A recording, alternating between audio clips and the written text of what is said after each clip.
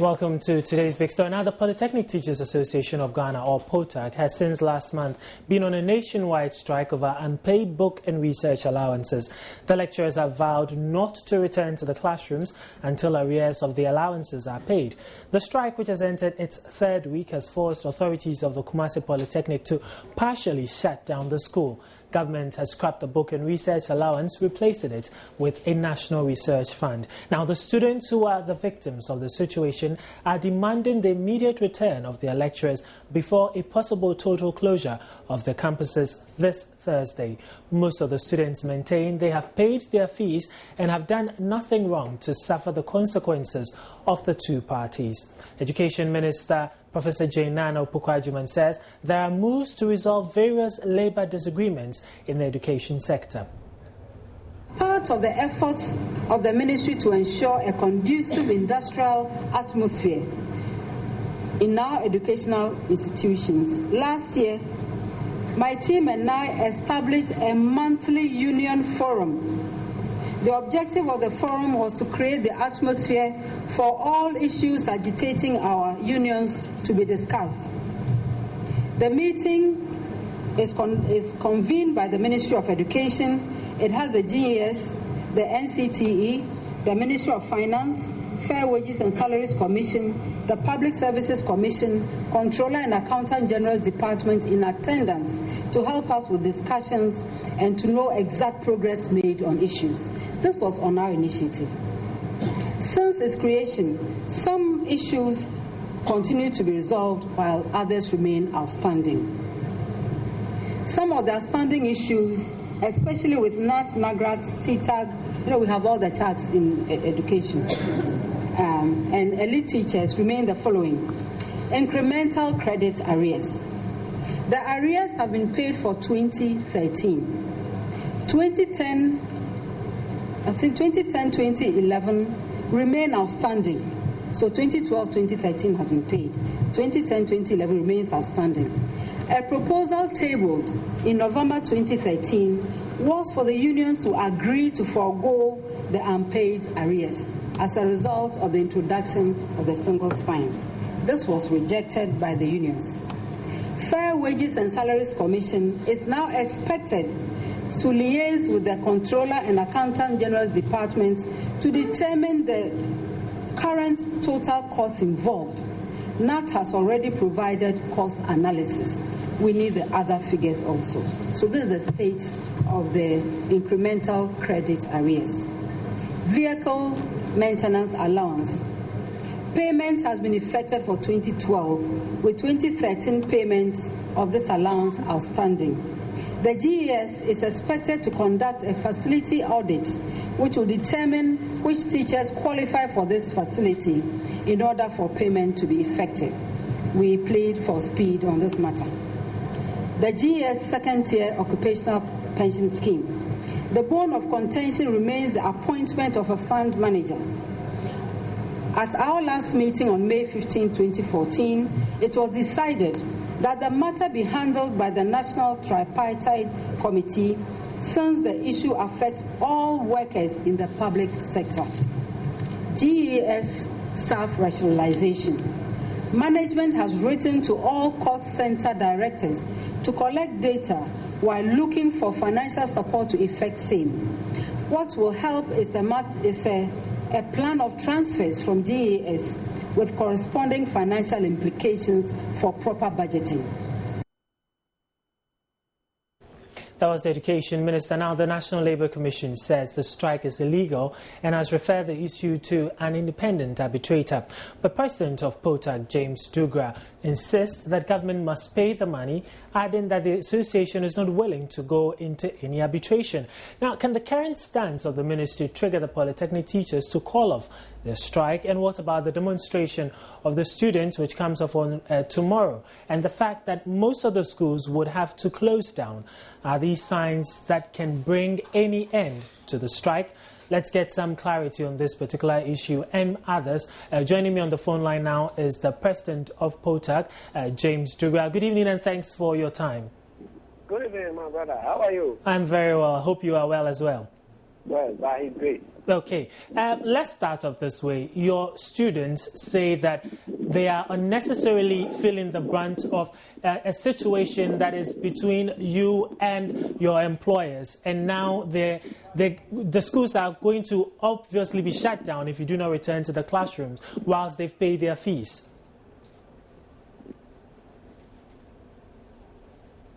Hello? Hello, Mr. Duga. Hello, Mama. Yeah, I'm asking for your reaction to this particular. We're starting off with the students who are saying that they feel that they are unnecessarily being punished for a situation or an issue between your POTAC and its employers. It is not fair to the students. Would you say it is fair? Yeah, it is rather complicated. And I feel it. And then the students are my products. Because as soon as you start teaching somebody, you feel that the person should get the comfort, and then one day he or she will benefit from his or her fruits, the labor of the fruits of her labor or his labor. So we are feeling for it. But as I said, I cannot stand here. I'm not a lone ranger to take a decision. We have to meet, and then when we met, the decision was that the way our concerns were treated and handled by the National Labour Commission. In fact, members, and for that matter, the executives were not happy at all. So that is why we are all swallowing this, taking this unfortunate position. But the Labour Commission asked for an independent arbitrator in the situation. You say you do not want it. No, they never asked. You asked them whether they have written any letter to us. They have never done that. When they did call us, what they said was that our strike action is illegal. As I'm speaking now, ask our General Secretary, he has not received any letter from National Labour Commission. So as far as you're saying that the Labour Commission only declared your strike illegal, but really never actually pointed out the independent arbiter in this case. No, what they suggested was that we should go and then join UTAC. And we see that UTAC has gone to 11. And I think they have written a letter to UTAC. But our letter, our complaint or our notification to National Labour Commission, they never replied to it. It was after we went on strike that they called us. And when they called us, they were then suggesting that we should go and join UTAC for the negotiation verbally. But they never wrote anything to us. And you know, Ghana now, when you do something in future, somebody can tell you that proof with document that the National Labour Commission ordered you or gave you that directive to go for an arbitration. That is where we find ourselves. And you ask them whether they reply to the notification we gave to them. They never replied to it. And our members were very, disappointed in that. And how about the Education Ministry itself? Did you notify them as well? And what did they say about your grievances? Yes, we equally gave them the letter on the 16th. And on the 22nd, they called a meeting. And when we went, they were not addressing our issue. They were talking about the implementation of the National Research Fund using our book and research fund as a seed capital. That is where we didn't understand. And that very day, they even asked us to bring documents to prove that the book and research allowance is our due or is our legitimate entitlement. And we were found one thing, because every year that wasn't the procedure, and we were able to provide those documents for them. Then the next meeting was on the 13th. When we thought they were going to discuss those documents to say whether we are entitled or otherwise, but they never mentioned those documents. They were discussing another issue differently, and said National Labour Commission said verbally that we should join UTAC. That's why even when we went, they were not talking about our issue. They were talking about UTAC issue. And UTAC, they are our brothers. So we saw that it was very good, but they should have started it with us, indicating that the letter they gave to us is indicating that the discussion we had with Labour Commission. But we too, as POTAC, we never had any discussion with National Labour Commission. So that is where we were cornered. And we didn't understand the situation. Okay, but the Education Minister today at the Meet the Press series pointed out quite a number of, she actually acknowledged that there are certain outstanding issues and payments they have to make in the sector, and they are working on it. Isn't that enough to get you to go back to the classrooms to teach the students? Yes, the issue is that the working on them are very specific. But with our book and research allowance, even if they have told us that they are working on it, we will agree. But they are going the modus operandi is going to change. When we think the way they want to chat, it will be unfair to us because they have to pay us the 2014 one, 2013 to 2014 one. Then the next one, if they bring any new thing on board, then we will sit down and discuss. But if we want to freeze that of the 2013, 2014, and indicated that you want to use it as a national research fund, members were very, not comfortable with that decision, which was unilaterally taken by one party. But if they say they are channeling the 2013-2014 one into the National Research Fund, we're told now that the book and research allowance has been scrapped. Okay, they're channeling that one into the National Research Fund. Definitely, the National Research Fund will need some seed capital to be able to grow. So what is so wrong about government saying, okay, you know what, we've scrapped it, so bear with us. Let us use the 2013-2014 one to start it, and then you can all tap from the same pool to do your research. Yeah, the issue is that then it is very late because members have used their resources to do the teaching for the year on the review because it's almost coming to an end. So our suggestion is that you pay us that money. Then next year, 2014-2015, then you can table another discussion. Then we all discuss and see the way forward. But now that we have all worked and with the hope that you are going to get that money to reinvest wherever you got the money for your teaching and learning materials. You have to know in the Polytechnic, they don't give you books. You have to buy. They don't give you any teaching material. You have to look for them and then do the teaching. So these are some of the challenges that we are facing. And again, to use our book and research, when you look at it, it is in our condition of service. It is in our condition of service. If you go to our condition of service, Article 11.14 and 11.15, they indicated clearly book and research allowance. And when you get your appointment letter, it is even in the appointment letter. And they will ask you, do you agree on these conditions? Yes, Mr. Dugra. Yes, but unfortunately the situation is such that now they're saying that they're scrapping it and they're setting up a national fund, one with a national character. And they're going to use some of these allowances to start it. So why won't you just go for it? Yeah, hello. Yes, I'm here.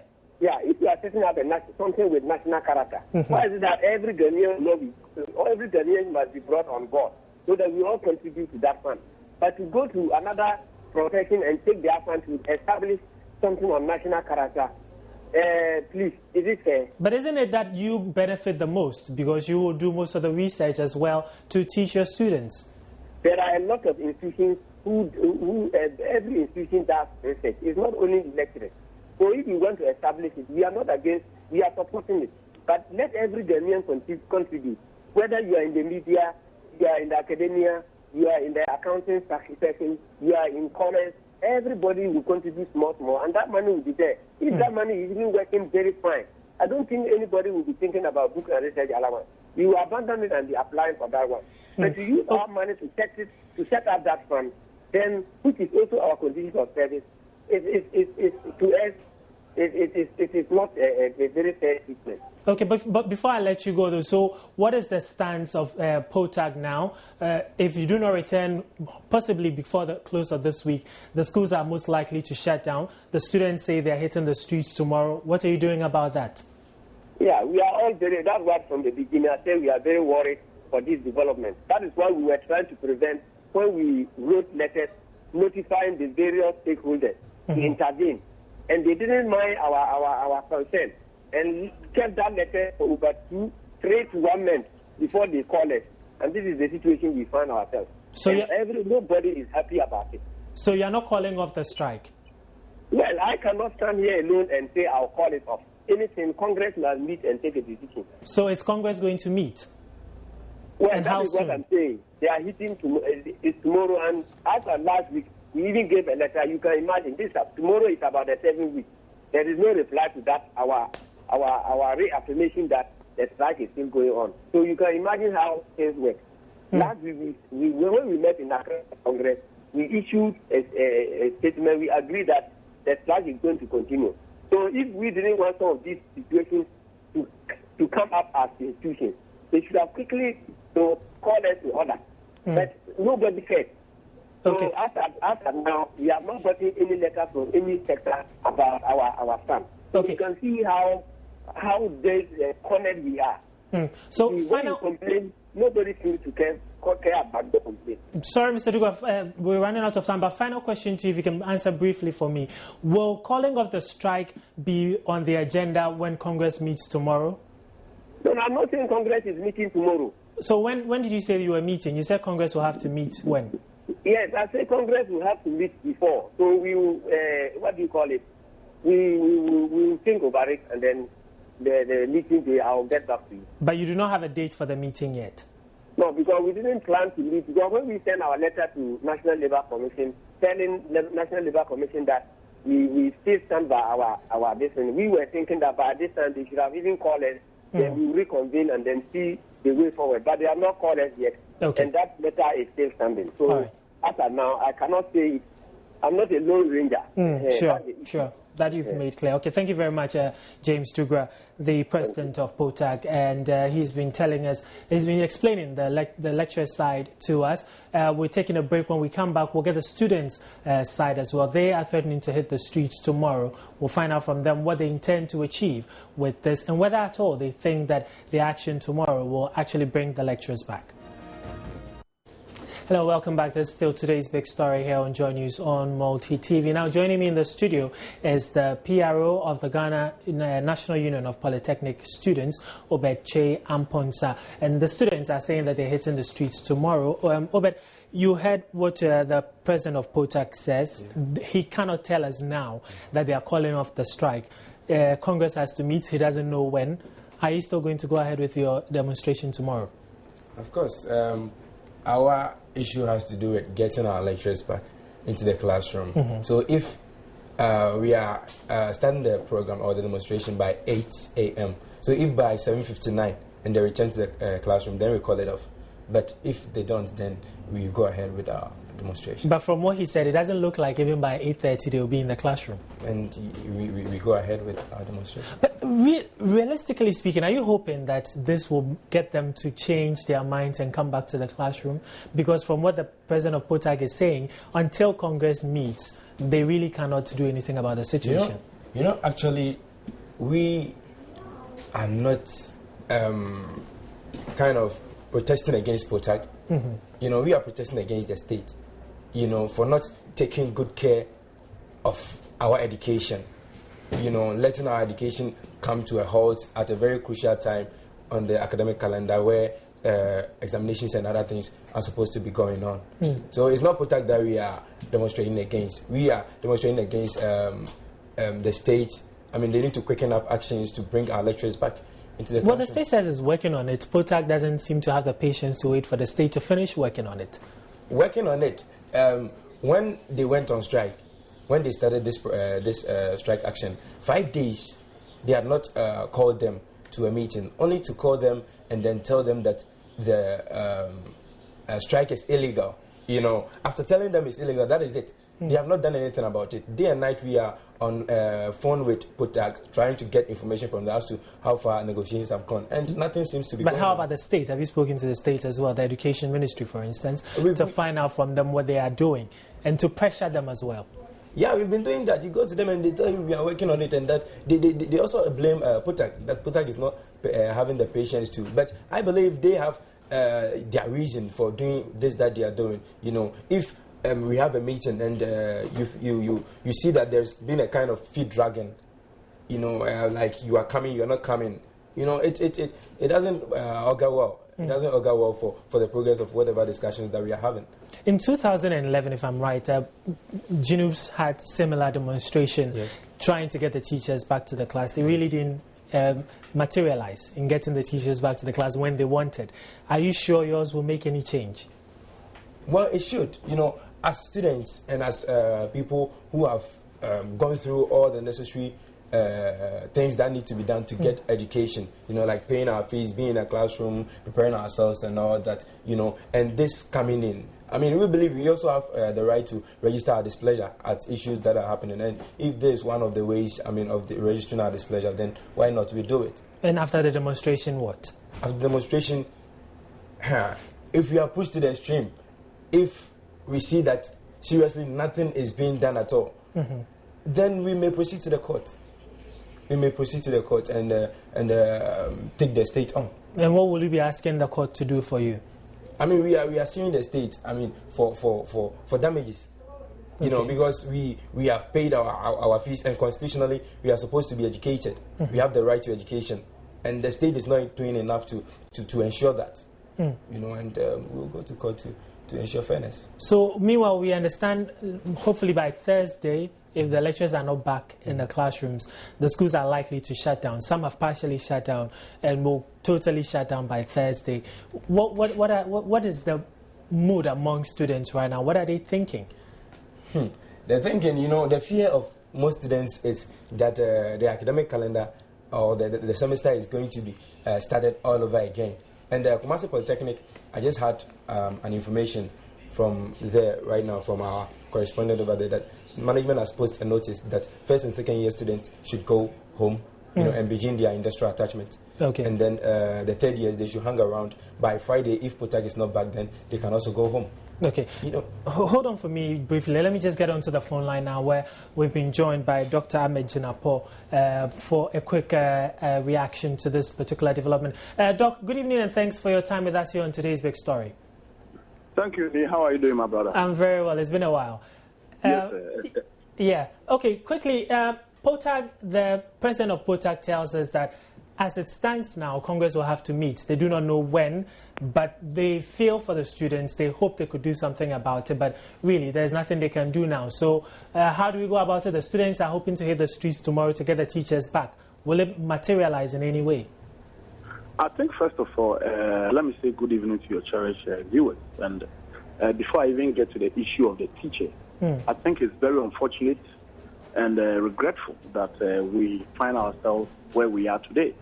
Because at the end of the day, this whole issue has to do with an important ingredient of polytechnic teachers and by extension, tertiary educators. Because if you look at the concept of tertiary education, one of the most important ingredients, and at best, the critical ingredient is research. You can't talk of a tertiary institution without looking at the concept of research. So research is fundamental, and I would say it's the basis of any tertiary institution. So when we talk of book and research allowance, which I do not want to get into the details of it, it boils down to the issue of teachers or lecturers or tutors at tertiary education conducting research. And when we talk about research, what are we talking about? Finding out problems and coming out with solutions that will inure to the benefit of society or Ghana at large. Here, what we are saying is that there's a stalemate in the sense that government thinks that, look, the approach that we are using is not the best because at the end of the day, we have a couple of people or a number of persons who take this research allowance that they do not really use it for what it's meant for. They may have a legitimate claim. But my argument is this. Look, if we look at where we are today we are talking about the academic calendar being disrupted. In the sense that when we talk about academic calendar, it's not about from January to December. When it comes to institutions, academic calendar mostly starts somewhere around August to September. So technically, the academic calendar has ended. Government has instituted a new policy, which is a national research fund. I believe that, look, government might have gone into a number of research and stuff like that to come out with this proposal. But at the end of the day, where we stand today, polytechnics are not in function. We are being told, based on what you said, that Kumasi Polytechnic, they are telling the first year and second students to go home. The third-year students should hang around, so we don't even know what is going to happen. I have said on a number of occasions that, look, I think the Ministry of Education, led by the Minister of Education, who, as a matter of fact, have the expertise when it comes to tertiary education. She happened to have been the Vice Chancellor of no less university, the University of Education, University of UCC. Yeah. She should start some form of a dialogue. And when we talk of a dialogue, it's not just about imposing your views on polytechnic teachers, but I think polytechnic teachers and the Ministry of Education, led by the minister, will have to ease their stance. If you want to take an entrenched position, it's not going to happen. Okay. And my recommendation, very quickly, is that, look, the academic calendar is already ended. This National Research Fund started somewhere in January, made the academic calendar. Why don't we try as much as possible to settle the last year, which is the last academic calendar? Then we look at the way forward. POTAG will also have to be amenable when it comes to their stance. They will have to go back to the classroom based on whatever suggestions and kind of goodwill that is provided by the Ministry of Education. Because whatever you look at, I mean, in what ways you look at it, the student is the one who is going to suffer, and the Ghanaian or the ordinary Ghanaian is the one who is going to suffer. Because, look, polytechnic education or vocational education is something that should be fundamental when it comes to our forward move as a country. All right, Doc, I'm afraid we'll have to leave it here. Many thanks for your time with us. Yes, and let me give you the final word. So tomorrow, is there going to be a nationwide demonstration? Actually, it was supposed to be, but there's been some hitches, especially with the security agencies, in some of the regions. So tomorrow we are having Cape Coast Polytechnic, Polytechnic, Tamale Polytechnic, and then Kumasi Polytechnic. Okay. And then Thursday we'll have Accra. Okay. Accra. We are hoping to bring Koforidua, to join us here in Accra, so that we'll have a massive one. Thank you very much, Obed Che Amponsah, the PRO for the Ghana National Union of Polytechnic Students. Earlier, I just spoke to Dr. Ahmed Jinapo, and earlier in the program, I also spoke to the president of POTAG, James Dugra. But the new information we are getting is that POTAG is being dragged to court by the National Labour Commission. We'll get you more updates on this as well.